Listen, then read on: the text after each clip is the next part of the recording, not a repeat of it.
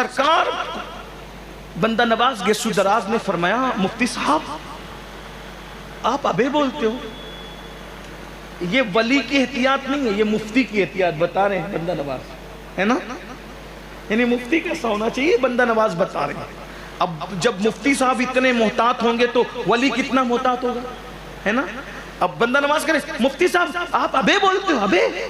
وہ مفتی صاحب تھے، مفتی صاحب ان کے پاس بڑی دلائل تھے، مفتی بہت دلیل والا ہوتا ہے نا، تو انہوں نے اپنی شرمندگی مٹانے کے لیے کہہ دیا حضرت وہ کافر تھا نا اس لیے میں نے اس کو ابے بول دیا، کافر تھا تو ابے بول دیا۔ مفتی صاحب کیا کہتے ہیں، بندہ نواز کیا کہتے ہیں پتہ ہے؟ مفتی صاحب وہ کافر تھا نا، آپ تو مسلمان ہو، ایک مسلمان کو یہ کیسے زیب دیتا ہے کہ وہ کسی کافر کو بھی ابے بولے؟ توجہ ہے؟ اب بہت بڑی بات سمجھانے لگا ہوں، اگر سمجھا دوں تو میں کامیاب ہوں۔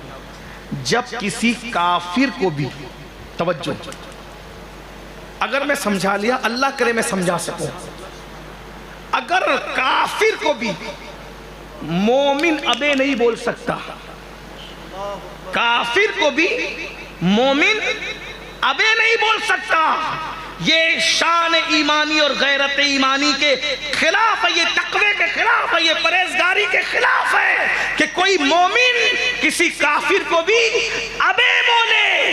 جب کافر کو ابے نہیں بول سکتے تو پھر صحابی کی برائی کیسے کر سکتے ہیں؟ جب مومن کافر کو ابے نہیں بول سکتا تو پھر مومن صحابی کی برائی کیسے کر سکتا ہے؟ بتائیں نا، آج کل کے چھوکرے جو جمعہ کی 2 رکعت پڑھ کے بھاگ جاتے ہیں، وہ صحابہ کرام کا حساب کتاب کرنے بیٹھے، وہ تو ایسے تھے، تم حساب کرو گے؟ اگر نماز کی شرطیں پوچھ لو تو نہ بتا سکو، ہے نا؟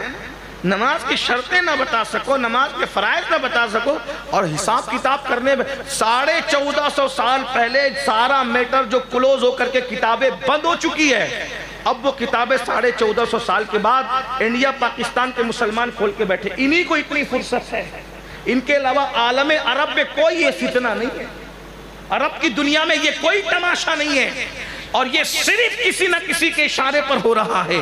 میں صرف آپ سے اتنا پوچھتا ہوں، صحابہ اتنے معاذ اللہ معمولی ہو گئے کہ وہ چھوکرے جو کلمہ طیبہ کا ترجمہ نہ سنا سکیں، وہ صحابہ کا حساب کتاب کریں گے کہ یہ جنتی ہے کہ نہیں ہے؟